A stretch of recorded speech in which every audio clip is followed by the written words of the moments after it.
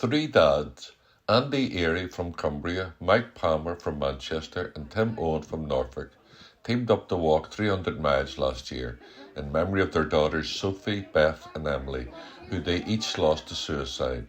The total amount raised for the suicide prevention charity Papyrus was more than £800,000.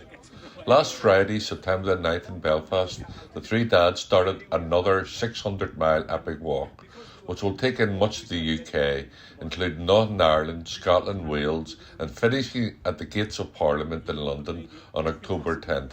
The dads are hoping to raise over £1 million for Papyrus along the way, and most importantly, to raise the flag of suicide prevention in memory of Sophie, Beth and Emily, and the thousands of young people who are lost to suicide in the UK each year. View editor Brian Palin spoke to three dads in the Northern Ireland office of Papyrus in East Belfast before they began the first leg of their walk to Stormont. My name's Mike Palmer. I'm one of three dads walking. I'm Beth's dad. I lost Beth to suicide in March 2020 at the beginning of lockdown. Losing Beth is obviously, it's beyond devastating. It's been very difficult to carry on. Beth was there 1 minute and gone the next. Hey, hi, I'm Tim. I'm another one of the three dads walking. I'm Emily's dad, or Em as we call her. Em died, she took her own life and died 5 days before Beth in March 2020, right at the start of lockdown again. She just couldn't cope. She was diagnosed with autism, bless her, when she was about 15, and the lockdown was just too much for her to cope with. She saw her future going, and that was the cause. So I'm Andy Airey, I'm Sophie's dad. I live up in Cumbria. We lost Soph to suicide in December 2018, just before she turned 29. It was when looking for a charity to support at her funeral that we found Papyrus.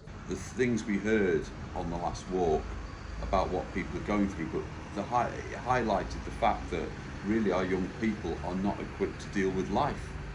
They don't have the life skills to be able to cope with their emotions and the risk factors that are thrown at them. So virtually we finished that walk and started talking about another one just about straight away. And our question to the government was, hang on a minute, if this is the biggest risk, can we do something about it? So we wrote to the Prime Minister, and we then had letters and conversations with different government departments, and that has started to get traction. Yeah.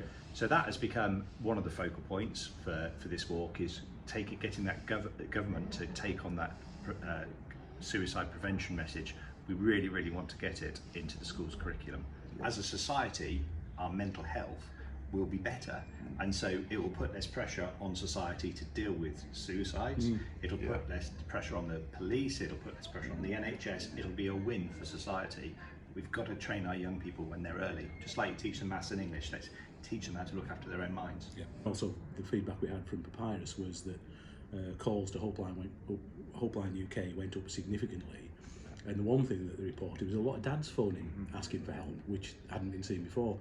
So we know if we can create a similar kind of profile, we'll get more people talking about suicide prevention and more lives are going to be saved. Here we go. Shall we give them a countdown from 10?